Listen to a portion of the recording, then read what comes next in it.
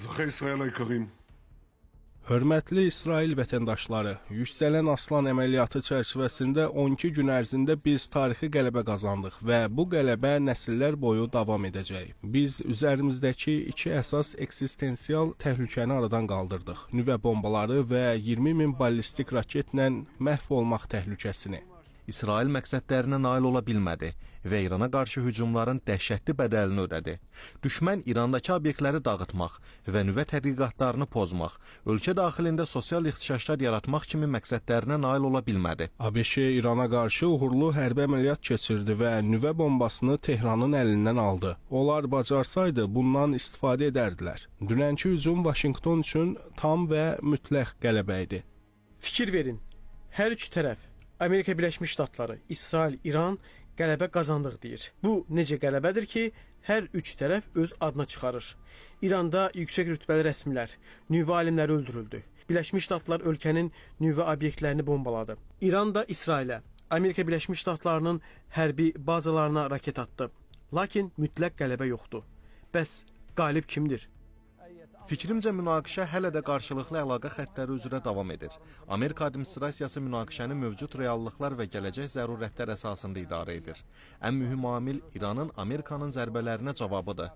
Əgər bu zərbələr yalnız İsrailə yönəlsə, mən inanıram ki, İran-İsrail arasında qarşılıqlı münaqişədən kənara çıxmayacaq. Bu, ABŞ prezidentinin həyata keçirdiyi xüsusi əməliyyatların bir hissəsi idi. Məsələn, Usama Bin Laden və Qasım Süleymaninin öldürülməsi və s. kimi. Hesab edirəm ki, Fordo, İsfahan və Natanz obyektlərinə edilən hücum İrana qarşı müharibə elan etməkdən daha çox həmin xüsusi əməliyyatların bir hissəsi idi. Görünür, İsrail-İran münaqişəsi bitməyib, çünki ortada mütləq qələbə yoxdur. Silahı yerə qoyub, mən təslim oldum deyən tərəf görünmür. Adətən bütün müharibələrdə ya mütləq kapitulyasiya və ya sülh müqaviləsi ən azı qalib tərəfin diktə etdiyi bir sənəd olur. Məsələn, 2020-ci ildə Azərbaycanla Ermənistan arasında 44 günlük müharibədə Ermənistanın kapitulyasiyası nəticələnən 10 noyabr sənədi kimi. Bu danılmaz faktdır ki, 2-ci Dünya müharibəsindən sonra Azərbaycan qədər birmənalı və tam qələbə qazanan olmayıb.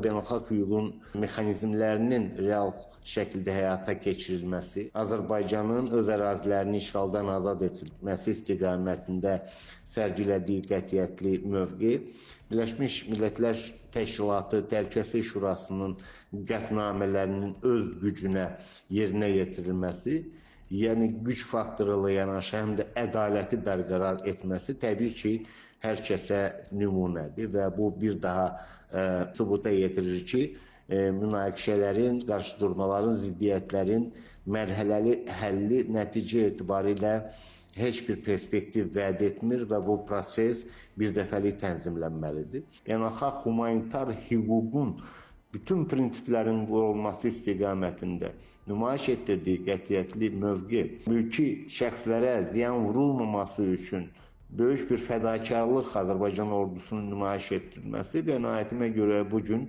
bütün dünyaya nümunə ola bilər. Ona görə də müharibəni konkret hədəf müəyyənləşdirərək və sonunu görə bildiyin zaman başlanıb bitirməlisən ki, gələcəyə xalq üçün yalnız bir şey qalsın. Mütləq qələbənin dayaqları üzərində inkişaf etmək və daha da qüdrətli olmaq.